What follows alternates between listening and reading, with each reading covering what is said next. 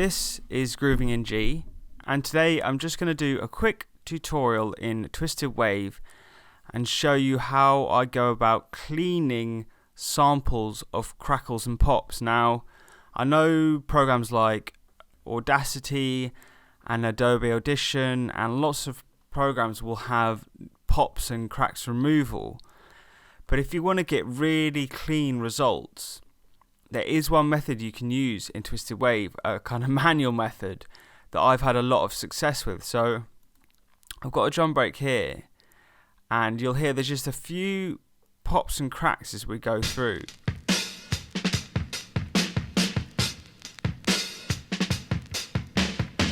So you can see the obvious ones just by eye. There's one here, and there's a couple around here. So what you can actually do is you can zoom right in, and there's a shortcut where if you press and hold the letter Z, it gives you this like extended zoom, but I actually just zoom right in with my mouse wheel, and then you just select the pop and you press F to apply the amplitude effect, and then I'm just doing -5 dB, and I'm just doing F and enter and just smashing it down until it's gone, and that's the click.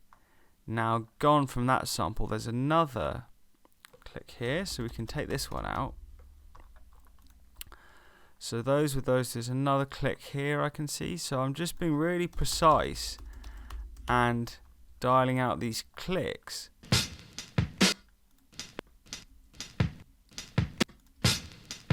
It's still got a little bit here maybe. Now because this one, I know it is kind of on both sides. And let's get rid of that, and there's another little one here I can see. So you can actually just do one side if you wanted, but because it doesn't really need to be, it's only a little snippet of audio, it can kind of just be as low as you want it. Okay, so here I've got a before and after, and you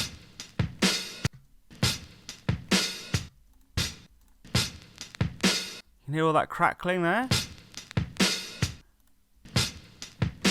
Clean.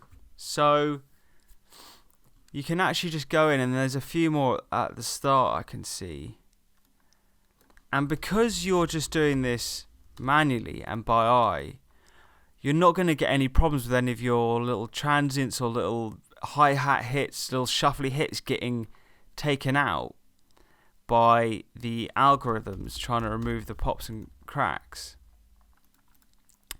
But here now,